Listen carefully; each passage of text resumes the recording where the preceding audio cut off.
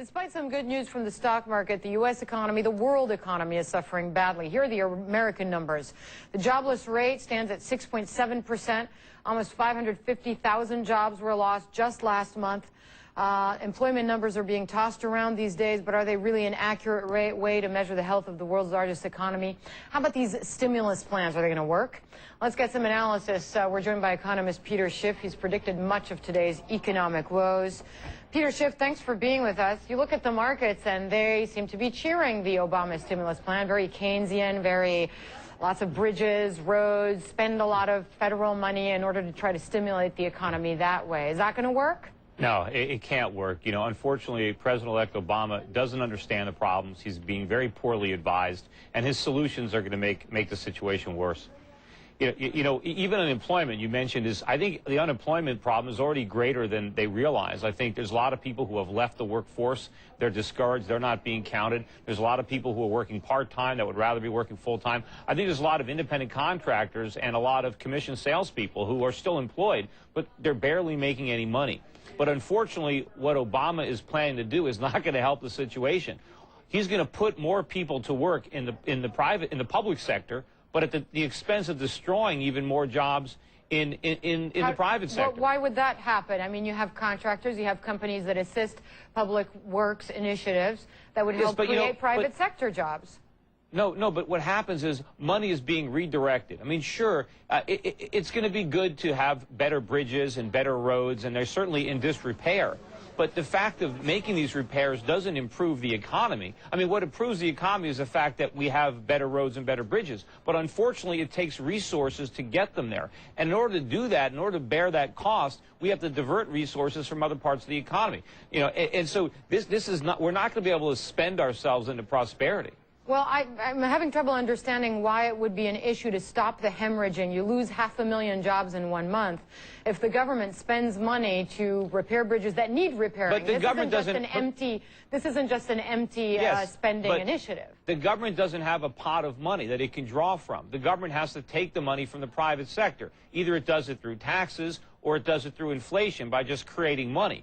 Or it borrows it, but of course if it borrows it, that's money that a private entrepreneur can't borrow. So what we get is government jobs instead of private sector jobs. Government jobs tend to be a lot less efficient. So we're going to spend a lot more money creating the jobs, but we're not going to improve our standard of living or our economy as much as a result. I suppose the idea is that this will stimulate the economy and will trickle to other areas. But no, it's not going to stimulate anything. It's going to hurt the economy, and it's going to interfere with the free market and the way it's trying to rebalance our economy. So what would the solution be according to you? Just let companies that are in trouble fail? In other words, allow the capitalistic system. But you're talking, look at the auto industry. You're looking at millions of people who depend on that industry. Well, so doing that would be a catastrophe. But just turning it over to government control is not going to make their jobs safer. What we need is a vibrant, competitive automobile industry, and we're not going to get one if we support the status quo. We need to let the market work. We need to let the companies go through bankruptcy. We need to let management be changed. Look, I think if the government does nothing,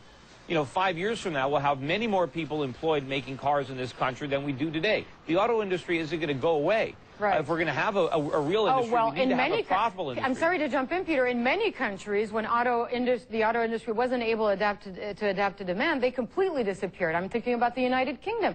For example, you can have a worldwide economy without GM, but the problem is that in the short term... Yeah, in the short term, you'll have 2 or 3 million people affected by the failing of that company and an economy that sinks into deep depression. You don't agree with that? Right, but you don't want to make the false conclusion that just if we support these jobs that the economy is going to prosper. You're going to destroy other jobs that you can't measure. And in the long run, the cost of bailing out companies like General Motors is worse than the cost of letting them fail. It's always better to let the market function. But remember, what if the market had functioned, we wouldn't be in this mess. What if you attach conditions to the bailout and you say, look, I'm bailing you out, but you better come out with a line of cars that's energy efficient? But the government can't do that. You think that bureaucrats in Washington know what kind of cars the public wants to buy? I mean, socialism doesn't work. Central government planning doesn't work. These things have to be determined in the market. It's the free market. It's private capital seeking a profit, taking a risk. That has to determine what gets produced and how it gets produced. And, you know, you can't turn these market-related functions over to central government planning. But even the market is saying this sounds like a good idea. Look at the Dow Jones. The market doesn't know anything. Look, the market loved it in the 1990s when all these dot-coms were coming public. Just because the market is going up today, it means nothing. These are just traders. This is money sloshing around. In the long run, the market is going to suffer, particularly in the United States, and our economy is going to be weakened dramatically as we move more and more away from free markets and capitalism towards socialism, towards centrally planned economy. This is what is at the root of our problems. Our economy is in trouble today because we veered away from the free market. We had the government setting interest rates too low. We had the government creating moral hazards in the free market. We had the government distorting the economy, blowing up these asset bubbles. We are now suffering the consequences of too much government. The last thing we want to do is add insult to injury. Well, bring on even more government now. We can't survive it. We've got to wrap it up, but quickly, some would say the banking industry kind of ruined things by not having enough control over it, not too much control. Not at all. Look, the banking industry is heavily regulated. The brokerage industry, of which I'm a part, is heavily regulated. We got tons of regulation. The regulations are the problem. If the government stayed out of the market, the free market would provide regulation. Instead, the government interferes and removes the natural regulatory process that exists in the free market. They distort the markets. They create the malinvestments. They create the bubbles. Now they're bursting. We have to deal with the consequences. But if the government tries to interfere some more, they're going to recreate the Great Depression, only it's going to be an inflationary depression this time. It's going to be a lot worse. All right, Peter Schiff, economist, joining us live. Thanks very much for your thoughts on all of these economic packages and the developments over the last few days. Thank you for that. We're going to take a short break. Authorities in